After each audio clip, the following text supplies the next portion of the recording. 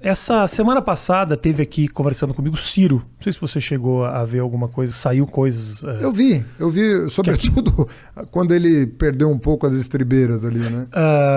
O que deixa claro, assim, saiu na imprensa em tudo que é lugar, mérito nosso, Matheus, que estamos repercutindo. Minha casa, eu gravo na minha casa, Dade. O negócio tá saindo na imprensa, então assim... Desculpa aí, né, Brasil? Desculpa aí outros podcasts, o pessoal tá assistindo aqui. Mas ele deu uma das frases que ele disse, que eu acho que inclusive foi meio descontextualizada, a imprensa deu uma pesada também, que ele falou que iria mais 100 vezes para a França para não votar em bandido. Eu não acho que ele estava especificamente falando do Haddad, eu acho que a imprensa pegou um pouco dessa forma. Ele estava falando de tudo, do sistema como um todo, tanto um lado quanto o outro. Bolsonaro e o PT, não especificamente a sua. O que você achou disso, assim? E principalmente, o que você acha dessa postura do Ciro, que é um cara de esquerda e que está tendo esse rompimento claro e evidente com o PT? O que isso significa? Porque é uma força. O cara tem os seus 12% no final de uma eleição também. Sim. Então, fixos. Essa base é de mais de 10%. Então, assim, também é uma força. Olha, eu acho que se você me der um tempinho, eu acho que vale a pena explorar isso que você está perguntando, porque, em primeiro lugar, deixar claro que não só eu nunca ofendi o Ciro, como eu nunca vou ofender. Né? Segundo, que eu dei o benefício da dúvida, como você colocou, eu vi a entrevista e dei o benefício da dúvida. Agora, ele tem sido deselegante, com uma frequência enorme. Né? Eu não sei se por orientação do marketing, ou se ele é mesmo uma pessoa que oscila muito. Mas eu acho que o Ciro oscila tanto do ponto de vista ideológico quanto do ponto de vista emocional. Essa é a minha opinião sobre ele. Né? E não estou querendo ofender ninguém e nem retrucar o que ele falou quando você o entrevistou. Eu estou dizendo que é um tipo de conduta, né, que, olhando mais a longo prazo, a gente vê uma certa instabilidade ideológica e, eu diria, um pouco emocional também. Então, a todo momento ele está justificando, lembra quando eu xinguei aquele jornalista? Se você pegar todo o cenário, não era bem aquilo. Então, você sempre tem que dar para o Ciro uma canja, sabe? Não foi bem aquilo que ele quis dizer, nunca é exatamente aquilo, sabe? Você veja o seguinte, eu tenho 20 anos de vida pública, né? Eu comecei minha vida pública em 2001, para ficar 3 anos, mas daí a coisa foi evoluindo, fui nomeado ministro, fui eleito prefeito, acabei ficando. A vida também te leva para as coisas, né? Não é só você claro, que decide o que fazer da vida. Mas eu não me sinto um político profissional, né? Eu me sinto um acadêmico, um sujeito que gosta de ler, escrever, dar aula. Você sempre disse isso, você é um cara mais do projeto do que da... Sempre fui de projeto. Gosto de projeto nacional, gosto de pensar grande, acho que esse país tem um potencial. Mas assim, tem uma coerência nas coisas que eu faço na vida, né?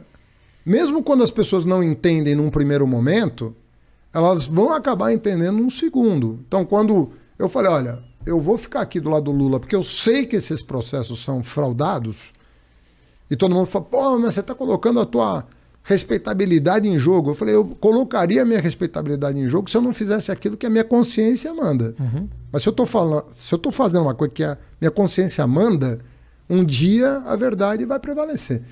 Eu não vejo essa firmeza no Ciro. Né? Então é uma pessoa que está a todo momento mudando de partido, a todo momento mudando de discurso. Então eu me pergunto, assim, eu até gostaria de, sei lá, trocar isso com você, Por favor. O Ciro votou no Lula no segundo turno de 2002, no primeiro turno de 2006, votou na Dilma no primeiro turno de 2010, no primeiro turno de 2014. O que aconteceu então? Entende? Entendo. Ele é cúmplice de tudo que o PT... Do que nós estamos falando, entendeu? Olha, Haddad, eu, no auge da minha limitação intelectual, vou te dar a minha opinião. Eu sinto o seguinte, principalmente numa eleição como o Bolsonaro, não falo especificamente do Ciro, estou falando que passa na cabeça da população. Existe uma boa parcela da população que olha o PT como o grande vilão do país. Existe uma grande parte da população, um número de pessoas que entendem que a gente precisa... Bolsonaro não vai ser uma segunda... Não, eu acho... Não vai ser uma... ok. Não quero o Bolsonaro Mas num segundo... Eu respeito muito isso, veja bem. Você fica no meio caminho que às vezes... Não, mas eu acho que rola isso. Voto num, mudo completamente pro outro. Eu acho que tem uma parte da população que tem um movimento mais à esquerda que tá meio perdida porque... Isso é respeitável. Eu acho porque isso... não consegue abraçar o PT, mas ao mesmo tempo não mas tá votou no Bolsonaro em 2018. Mas votou no Bolsonaro. Né? Falando português, claro. Eu acho uma turma meio... Dória, Eduardo Leite... Todo mundo votou no Bolsonaro, sabendo quem era o Bolsonaro. E não tô falando nem da E agora manifesta uma surpresa. Sim. Não esperava. Como? Esperava o quê do Bolsonaro? Eu entendo e respeito. Mas o que eu tô querendo dizer é o seguinte. Você tem que ter coerência. Sabe? Você tem que ter coerência. Pô, é o que eu tô falando. Eu tenho 20 anos. Pega qualquer frase minha, eu justifico. Em 20 anos eu passei 7 anos na frente de um dos maiores ministérios da República, dando entrevista toda semana. Pega uma frase minha. Eu escrevo artigo de jornal, eu escrevo artigo de revista, eu escrevo artigo acadêmico. Pode pegar a minha vida inteira e me cobrar as coisas que eu assinei, que eu disse, que eu falei. Tem uma coerência.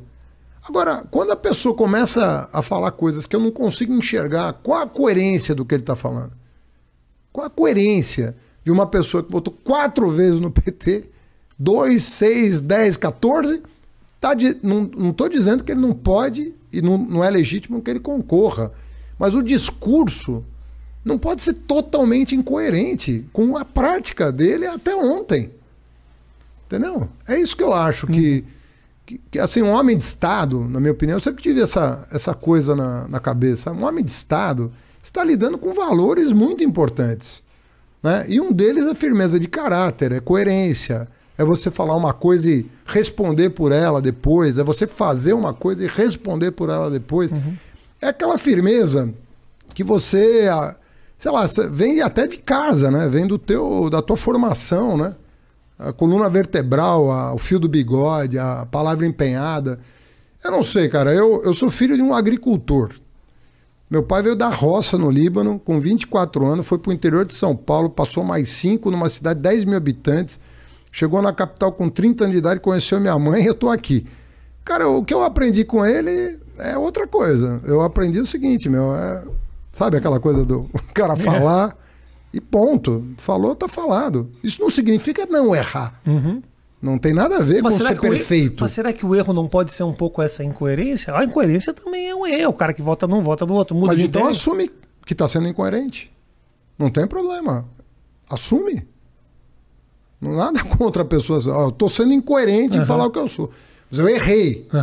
Eu errei de apoiar o PT 4 vezes. Eu errei. Agora ele tá elogiando o Fernando Henrique. Rapaz, o que esse cara já falou do Fernando Henrique em público? Não é nos bastidores, não. Agora virou... Meu Deus do céu. Quando que essa coerência, Haddad, te atrapalha nesse processo?